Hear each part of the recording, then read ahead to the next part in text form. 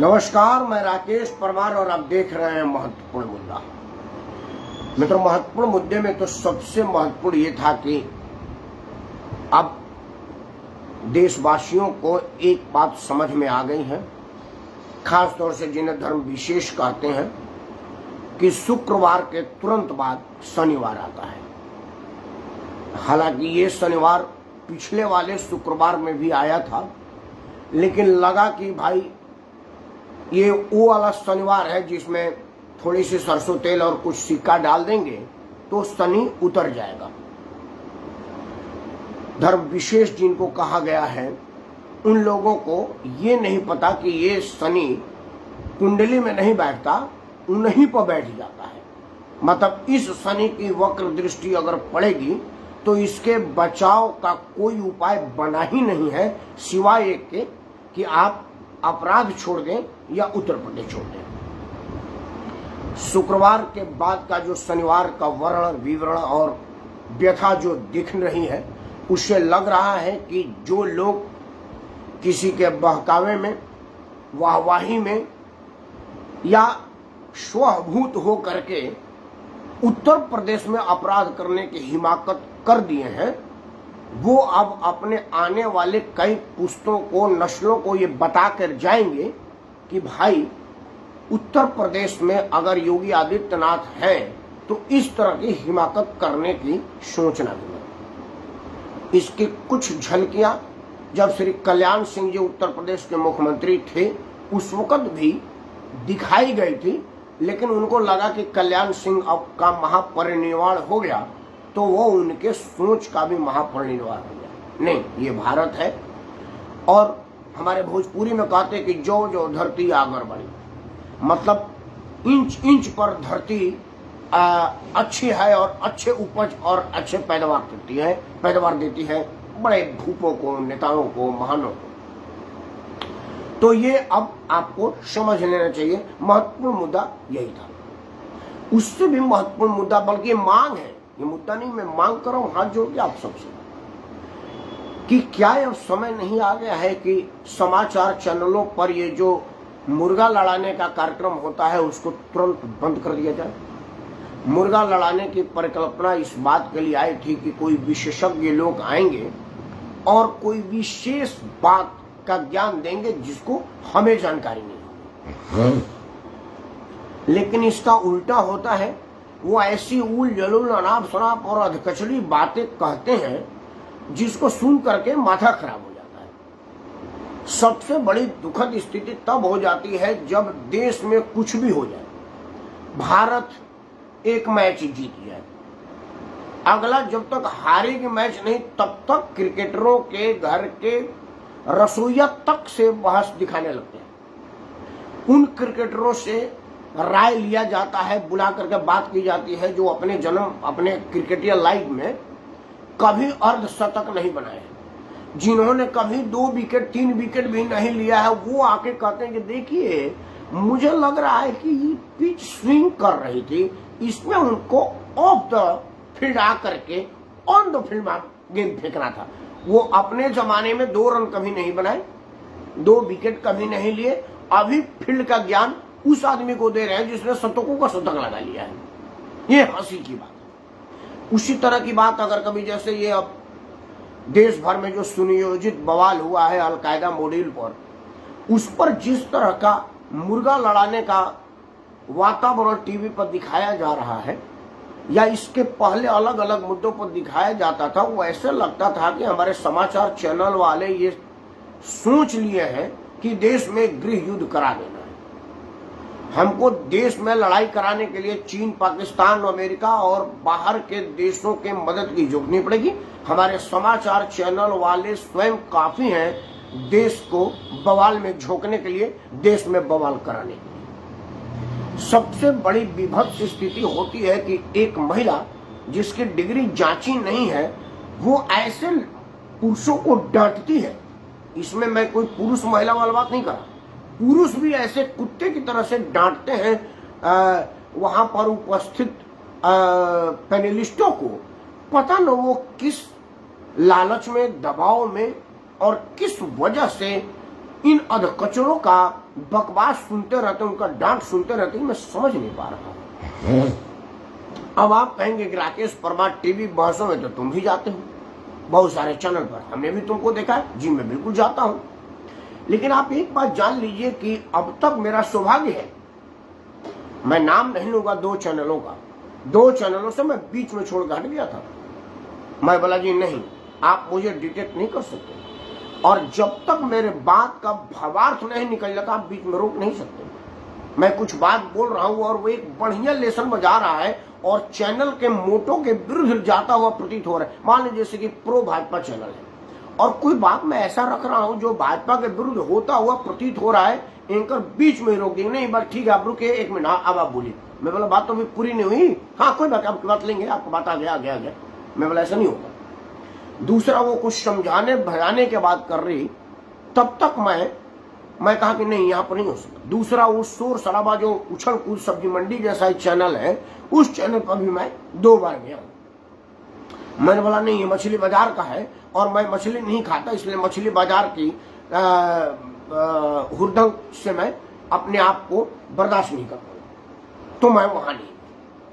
आप सबको भी ये बात समझ आ गई होगी अगर आप समाचार चैनल देख रहे होंगे। मैं दावे के साथ कह सकता हूं कि आप आधा घंटा से ज्यादा कोई समाचार बर्दाश्त नहीं कर पाएंगे। शुक्रवार को जुमे के नमाज के बाद जिस तरह का सुनियोजित दंगा पूरे देश में साजिश के तहत फैलाया गया है, उसके बाद अगर देश में कोई और समाचार आपने सुना हो समाचार चैनलों पर तो मेरे को बता दीजिएगा कि ये फला वाला समाचार चैनल पर मैंने समाचार सुना।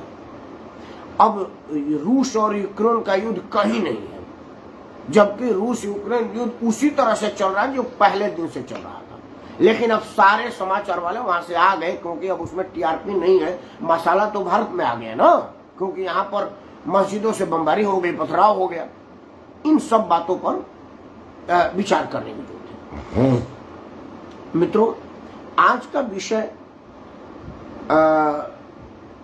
हिंदू मुस्लिम सिख ईसाई भारत पाकिस्तान पर मैंने नहीं रखा है। मैंने रखा है कि आप देखें कि इस निंदा के नाम पर एक मनगढ़ंत कहानी बना करके जिस तरह से नुपुर शर्मा के आड़ में भारत को स्थिर करने की अंतर्राष्ट्रीय साजिश की बू आ रही है, उसको देखते हुए क्या यह विचार करने योग्य मुद्दा नहीं है कि अगर मोहम्मद प्रफिक साहब को कुछ कहा जाता है, मान लेता हूं 1% के लिए कि वो उनके सम्मान में गुस्ताखी हो, मान लिया, अगर मान लिया, तो आप देश दुनिया भर में पूरे ब्रह्मांड में जहां जहां मुसलमान है वो सब उनके सर कलम के लिए सड़कों पर उतर आए, बल प्रयोग, हिंसा और जनी पथराव, तोड़ फोड़ और एक्सट्रीमिस्ट हद तक आकर के देश में बवाल काटे। और बवाल काटते वक्त आप कह क्या रहे हैं सुनिए, 2-4 उदाहरण आपको देता हूं। अकबरुद्दीन ओवैसी असरुद्दीन ओवैसी का भाई है, यही जो पुलिस के एक लठ पर पैंट गीली कर दिया था, यह गीली पुलिस तब हो गई थी इसकी, वो वीडियो लोगों ने देखा है। जो टीवी में बोलता है कि तुम 100 करोड़ हो, मैं 25 करोड़ हूं, एक बार पुलिस हटा के देख लो। 15 मिनट गुजरात में पुलिस लेट हो गई थी तो आपके कई लोग लेट हो गए थे, आपने देखा होगा। आप जो 25 करोड़ 100 करोड़ की चर्चा देते हैं, आपके खाला जी का ये दिक्कत है कि गुजरात में मोदी ने समय पर पुलिस नहीं भेजा। मोदी ने समय पर पुलिस भेजा था, लेकिन दंगा वाले जगह से पुलिस थोड़ा दूर थी, उसको पहुंचने में टाइम लगा, क्योंकि रॉकेट से और पैराशूट से तो जा नहीं सकती थी ना, सड़क मार्ग से ही जाती। और आप ही के खाला के बच्चों ने सड़क मार्ग अवरुद्ध कर दिया था, जिसको पुलिस को पहुंचने में देर हो गई। पुलिस 15 मिनट के लिए हटी नहीं थी, 15 मिनट लेट हो गई थी पहुंचने में। तो अब तक आप उसका गुणगान कर रहे हैं कि गुजरात में ये हो गया, गुजरात का दंगा, नरपिचास, लाश का सौदागर, पता न क्या क्या अब आप कह रहे हैं। सोचिए कि अगर 15 दिन के लिए पुलिस वहां से हट करके मोदी जी की सुरक्षा में लग जाती पंजाब में, जहां पर उनके गाड़ी को रोक दिया गया था, तो क्या होता? आप होते ही नहीं, ये और कौन कहने की हैसियत में नहीं होते। मैं बड़ा विनम्रता से इसको कह रहा हूं। अब सुनिए अकबरुद्दीन ओवैसी क्या कह रहा था। आपके प्रॉफिट मोहम्मद का सम्मान है और मेरी देवी देवता का नहीं है। आ करके तुम बकवास कर रहे हो कि वो राम है, सीता है, गीता है, हनुमान है। अरे बाबा कितने हैं रे। और पीछे से तुम्हारे मजमा वाले, जुलूस वाले लोग हा हा हा कर रहे हैं।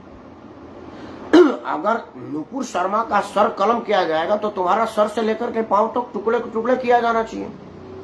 तुम्हारे प्रॉफिट मोहम्मद का सम्मान है और हमारे देवी देवता का सम्मान नहीं है। मेरे वीर हनुमान को तुम वो बजरंगी वो कर रहे हो, उसका सम्मान नहीं है। इस तरह की कई चर्चाएं पूरे देश भर में मस्जिदों से सुनाई गई, उसके कईयों के वीडियो फुटेज है। तो क्या नरेंद्र मोदी जिन्होंने अपने प्रभाव का इस्तेमाल करके नुपुर शर्मा को बर्खास्त किया है, इन सब लोगों को बर्खास्त करने की हैसियत दिखा पाएंगे? इन लोगों को बर्खास्त करने के साहस जुटा पाएंगे? और अगर नहीं तो क्या आपको नुपुर शर्मा एक निरीह महिला लगी, निरीह बालिका लगी, एक कमजोर लड़की लगी कि वो सत्य सनातन धर्म की है और आपके पार्टी की है, हम जो चाहे उसके साथ कर ले, कोई दिक्कत नहीं है। संस्कारी लड़की है, सनातनी लड़की है, पलट के जवाब नहीं देगी, क्योंकि सत्य सनातन में अपने बड़े बुजुर्गों का सम्मान करना, उसके हर आदेश का पालन सिर झुका करके करने का संस्कृति है, उसकी संस्कार है, ये उसको सिखाया गया बचपन से। और वो जो लोग हैं उनको ये बताया गया है कि अगर आपके सलालुलम के सम्मान में अगर कोई कहता है तो सरकलम कर दो। सबसे मजे की बात है कि एक समाचार चैनल पर दिखा रहा था, वो कैमरा वाला जो लोग प्रदर्शन में आए थे उन सबसे पूछा कि नुपुर शर्मा ने क्या कहा। बोला वो हमारे मोहम्मद प्रॉफिट के सम्मान में गुस्ताखी की। बोला गुस्ताखी वाला क्या शब्द था? बोला ये तो मालूम नहीं है, गुस्ताखी की, बहुत बड़ी गुस्ताखी की है, उसका तो सरकलम होना चाहिए। मतलब जो मुसलमान का भीड़ आया था उसको ये पता ही नहीं है कि नुपुर शर्मा ने कहा क्या था। वो हमारे भोजपुर में कहते कि कौवा कान ले ले तो सब पीछे पीछे भाग रहे हैं, कान कोई देख ही नहीं रहा। कोई ये जानने की सुनने की सब, क्योंकि वहां पर समझाने का प्रवृत्ति नहीं है। हर जगह मदरसों से बच्चों को आगे लाया गया। आप एक बात समझ लीजिए कि आप बच्चों के हाथ में पत्थर दे रहे हैं तो आप किसका भविष्य खराब कर रहे हैं? खुद का। वो बच्चा ही कल को आतंकवादी बनेगा और पुलिस का गोली का शिकार बनेगा। क्योंकि अगर आप उसके हाथ में कुरान और दूसरे हाथ में कंप्यूटर देते जो नरेंद्र मोदी का सपना था, तो फिर वो वैज्ञानिक बनता, अब्दुल कलाम बनता और देश का राष्ट्रपति बनता, पुलिस अफसर बनता, यूपी एटीएस का डीजीपी चीफ बनता और योगी के मंत्रिमंडल में आता। इस तरह के पोस्टों पर जाता, आईएएस आईपीएस जज, मुख्य चुनाव आयुक्त बनता। लेकिन आप उसके हाथ में पत्थर दे रहे हैं तो आप उसके बाल मन में पढ़ाई के टाइम में पढ़ाई के जगह आप कट्टरता भर रहे हैं। अब वो पत्थर से बम उठाएगा और बम उठाएगा तो सेना की गोली का शिकार बनेगा और फिर आप मातम मनाएंगे कि हमारे बच्चों को मारा जा रहा है। आपके किस बच्चे को मारा गया जिसके हाथ में कुरान था? वो कौन सा कुरान का पाठ करते हुए गोली का शिकार बना? देश भर के पुलिस के सैनिक बल के और सैनिक बलों के जो गोली के शिकार बनते हैं आपके लोग, उसमें से कितने बच्चे हैं जो एक हाथ में कंप्यूटर दूसरे हाथ में कुरान लेकर बैठे होते हैं, पुलिस गोली मारती है। वो उन्हीं को मारती है जिनके बचपने में हाथ में पत्थर दिया जाता है और जवानी में वो बम लेके घूमते हैं। जब बम लेके चलते हैं तो कई तो स्वयं पिन निकालते वक्त अल्लाह को प्यारे हो जाते हैं और कईयों को हमारी सेनाएं अल्लाह के पास भेज देती है, 72 हुरों के पास। तो क्या आप अपने नौनिहालों को 72 हुरों के पास भेजने की साजिश रच रहे? क्योंकि आपके बच्चे तो लंदन, पेरिस, फ्रांस में पढ़ रहे हैं और ये जो गरीब बच्चे हैं, आप ही के वजह से जो शिक्षा नहीं पा सके, आप ही के वजह से जो समानता नहीं समाज में पा सके, उन सब लोगों को आप आतंकी बना रहे हैं। ये मुसलमान कब समझेगा? कब ये मुसलमान जानने का कोशिश करेगा कि भाई ऐसा भी है क्या? अच्छा, ये कब जानेगा? इन सब पहलुओं पर चर्चा होनी चाहिए। अगर आपका मोहम्मद प्रॉफिट सम्मानित है तो हमारी देवी देवता अपमानित है। आपका मोहम्मद प्रॉफिट एक है तो हमारे सैकड़ों, हमारे सैकड़ों तो करोड़ों लोग उनको सम्मान देने वाले भी तो हैं। आपको क्या चिंता है? हम आपको पूजा करने के लिए बुला नहीं रहे, क्योंकि हमारे खुद में इतने लोग हैं कि पूजा की जरूरत नहीं। अगर एक एक बतासा रख दे तो कई हिमालय खड़ी हो जाएगी मंदिरों के आगे। यह बात आपको समझनी चाहिए थी। मैं आज दो ही बात आपके सामने रख रहा हूं। पहला कि अब समय का मांग है कि देश में हेट स्पीच को और देशों की तरफ से पूर्णतः डिफाइन किया जाए और उसको कानूनी जमा पहनाएंगे। जैसे गोली मारने की सजा फांसी है, चोरी करने की सजा जेल है, बलात्कार करने की सजा कठोरतम कारावास है, उसी तरह से बकवास करने की सजा भी आपको उसी हैसियत का सजा हो आदरणीय प्रेमचंद द्विवेदी जी को साधन पड़ा। मेरा मांग है कि जिस तरह से कानून में और अपराधों की सजा है, हेट स्पीच की सजा इसी स्थिति में हो। और ये हेट स्पीच का मतलब ये नहीं कि नुपुर शर्मा अगर कोई तथ्यात्मक बात कर रही है तो आप उसके साथ इस तरह का व्यवहार करें और उसके विरोध के प्रदर्शन में आप हमारे देवी देवताओं को गाली दें और आपको कोई एफआईआर ना हो। मैं आह्वान कर रहा हूं सत्य सनातन धर्म के सभी लोगों से हाथ जोड़ कर प्रार्थना कर रहा हूं कि जिस तरह से नुपुर शर्मा के विरुद्ध देश भर में एफआईआर हो रहा है, उसी तरह का एफआईआर आप देश भर में कराइए। अकबरुद्दीन ओवैसी के विरुद्ध माइक पर उसने अभी के देवी देवताओं के लिए अपमानजनक शब्द का इस्तेमाल किया है, आप एफआईआर कराइए। वो मेरठ के उस संसद सदस्य का मैं नाम अभी भूल रहा हूँ, जो बूढ़ा सा है, जो तिरंगे के अपमान के लिए मशहूर है, पार्लियामेंट में वंदे मातरम कहते वक्त बाइकाट करके चला जाता है। उसने कहा, माइक पर कहा, ये मेरे कान में नहीं कहा, जो मैं ही सुना हूं, हर आदमी ने सुना है, हर चैनल पर चल रहा है। उसने माइक में कहा है कि देखिए ये जो तोड़ फोड़ हुई है वो तो ठीक ही हुआ है, क्योंकि जब आप मेरे नबी के सम्मान में गुस्ताखी करेंगे तो ये होगा, ये कोई गलत नहीं है। उसने अकबरुद्दीन ओवैसी के बयान को इंडोर्स किया, कहा कि नहीं अकबरुद्दीन ओवैसी तो कह रहे तो ठीक ही करे, आप हमारा सम्मान नहीं करेंगे, हम आपका करेंगे। मतलब संसद सदस्य हो करके इस तरह की असंसदीय बात कर रहा है, कानून के विरोध की बात कर रहा है, और किसी के माई के दूध में ये शक्ति नहीं है जो उसके विरुद्ध एक एफआईआर करवा दे देश भर में। जिस तरह से नुपुर शर्मा को मुंबई पुलिस ने नोटिस भेजा है, कलकत्ता पुलिस ने भेजा है और कई कई जगह से भेजा जाएगा, इन लोगों को भी देश के हर कोने में सम्मान नहीं आनी चाहिए। तब न जाकर के पता चलेगा कि असली क्रिया का प्रतिक्रिया क्या हो रहा है। मैं तो दिल्ली में एफआईआर कराने जा रहा हूँ, देखिएगा उसका नोटिस मैं अपने फेसबुक पर डाल दूंगा। और मैं माननीय प्रधानमंत्री को ये मेरा ट्विटर अभी थोड़ा देर के लिए चल नहीं था, नेट की प्रॉब्लम होगी और मैं ज्यादा दिमाग नहीं लगा क्योंकि अभी मुझे फेसबुक लाइव के लिए आना था। इस वीडियो को मैं प्रधानमंत्री को टैग करता हूँ, हर वीडियो को टैग करता हूँ। प्रधानमंत्री जी के कार्यालय में उसको देखा जा रहा है, कई वीडियो की रिपोर्ट आई है मेरे पास, कई वीडियो पर रिप्लाई आया है मेरे पास, और मैं प्रधानमंत्री जी को ये लिखने जा रहा हूँ कि प्रधानमंत्री जी अगर आप, मैं क्या शब्द लिखूंगा बता देता हूँ, मैं लिखूंगा पर आदरणीय नरेंद्र मोदी जी से आदर प्रणाम। अगर आप सबका साथ, सबका विश्वास और सबका विकास के चक्कर में अपने लोगों के विश्वास खोने की जहमत उठाने की, जोखिम उठाने की हिम्मत हैसियत कर सकते हैं तब तो ठीक है, और अगर नहीं तो जिस तरह से आपने नुपुर शर्मा पर त्वरित कार्रवाई करके दुनिया के मुसलमानों के वाहवाही लेने की असफल प्रयास किया, उसी तरह आप अकबरुद्दीन ओवैसी को बाहर करिए, उसको गिरफ्तार करिए, और वो तमाम मौलानाओं को जिन लोगों ने इस भीड़ को उकसाने में, भड़काने में हमारे देवी देवताओं का अपमान किया। क्योंकि भारत के संविधान में अगर मैं कोई गलती करूंगा तो आदरणीय प्रेमचंद द्विवेदी जी के कान के नीचे झोपड़ नहीं लगेगी, क्योंकि गलती मैंने किया है। अगर नुपुर शर्मा कोई गलती नहीं किया, नुपुर शर्मा किसी तरह की गलती नहीं की, नुपुर शर्मा ने वही कहा है जो इस्लाम के विद्वान कहते हैं। मित्रों, आज मेरे YouTube पर एक वीडियो आई, पाकिस्तान के एक मौलाना है, पाकिस्तान में बड़ा सम्मान है उनका, पाकिस्तान में बहुत आदर किए जाते हैं और मुस्लिम राष्ट्रों में भी उनका तहरीर होती है और हर जगह के वीडियो लगाते हैं। मुझे पता ना, वो हर बार वीडियो आ जाते हैं, हालांकि मैंने उनको कोई फॉलो नहीं किया है, लेकिन कई वीडियो फेसबुक वाले स्वतः आपके पास भेजते रहते हैं। आप सोशल मीडिया का एक खूबी है कि अगर आप जिस तरह के सोच रखते होंगे ना, उस तरह का वीडियो आपके पास आएगा। आप अपने मोबाइल से कुछ गलत साइट देख लीजिए तो आपको नोटिफिकेशन आएगा। चूंकि हम लोग राजनीतिक बयान देते रहते हैं, राजनीतिक स्टेटमेंट देते रहते हैं, तो इस तरह के सामाजिक और राजनीतिक स्टेटमेंट आता रहता है।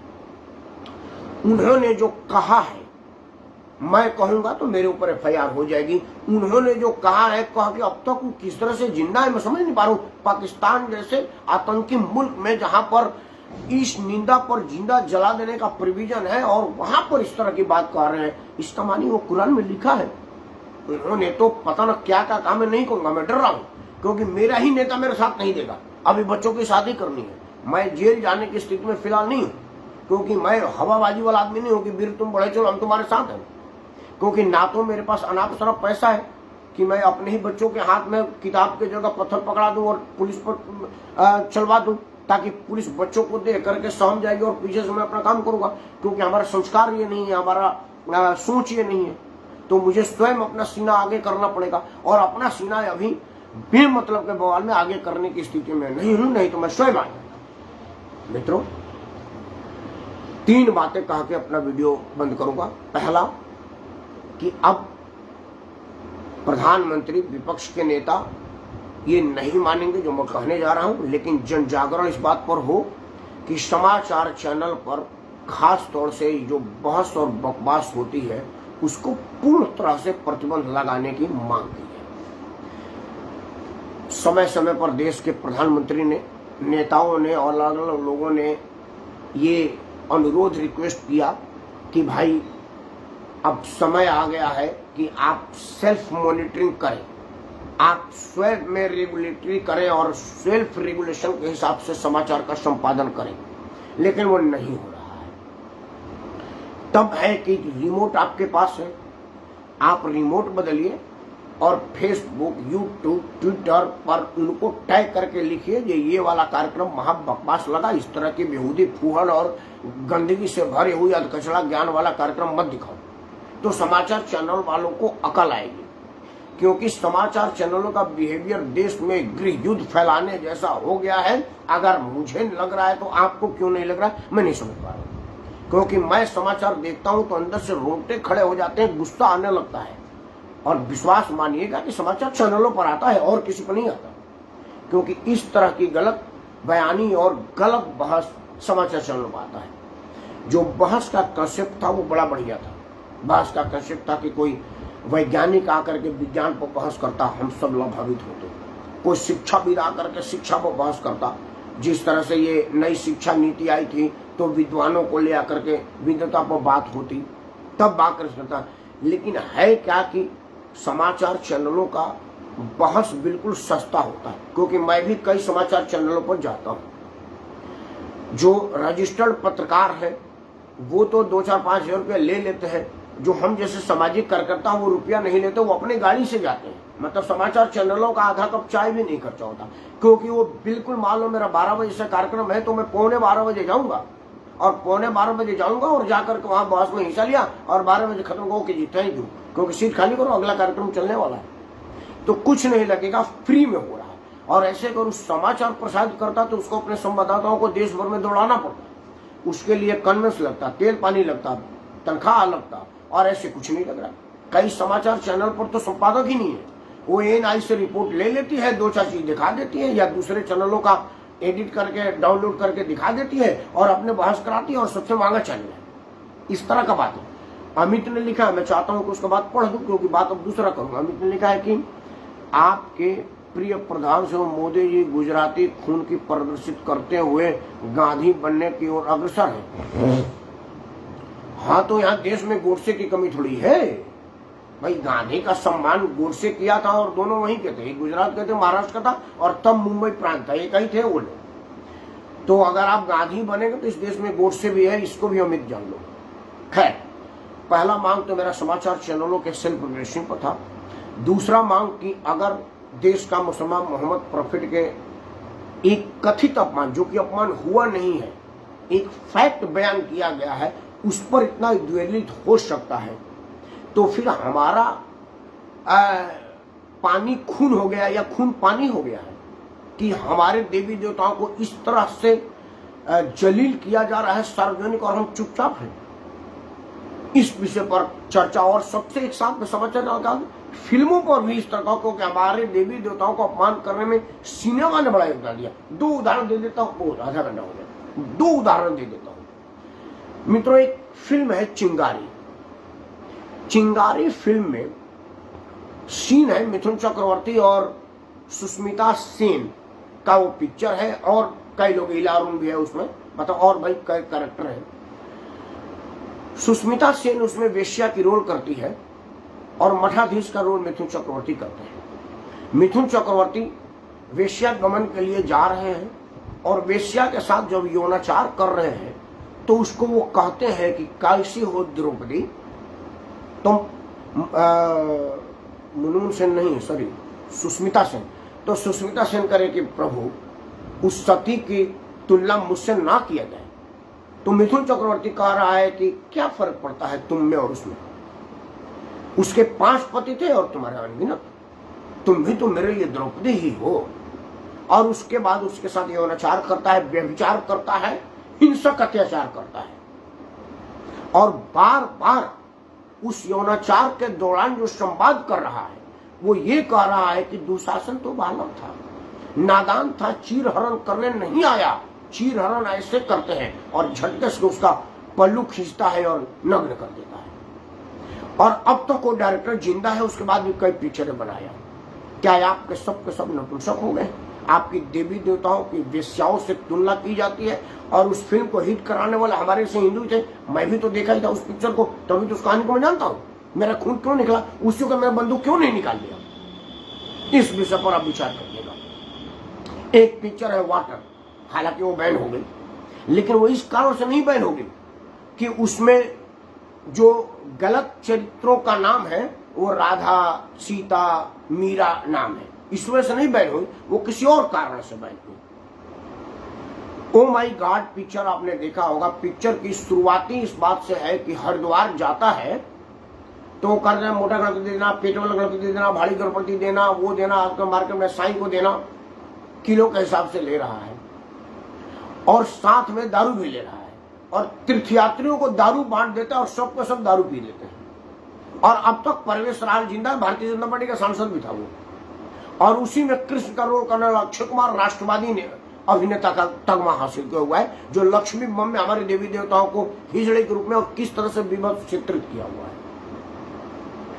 फिल्मों में, साहित्य में जितनी सत्य सनातन का दोहन हुआ है, अपमान हुआ है, उतना तो मुसलमान ने भी नहीं किया है। और सबसे मजे की बात है कि करने वाले सारे के सारे हिंदू हैं, क्योंकि उसका चिंगारी का निर्देशक निर्माता हिंदू था, कलाकार भी सारे हिंदू थे। मिथुन चक्रवर्ती ब्राह्मण है, सुष्मिता सेन ब्राह्मण है, ये सब के सब कुछ कुलीन जाति के लोग रहने वाले, हिंदू धर्म के लोग रहने वाले, जिन्होंने अपने हिंदू देवताओं का चित्रण किया है।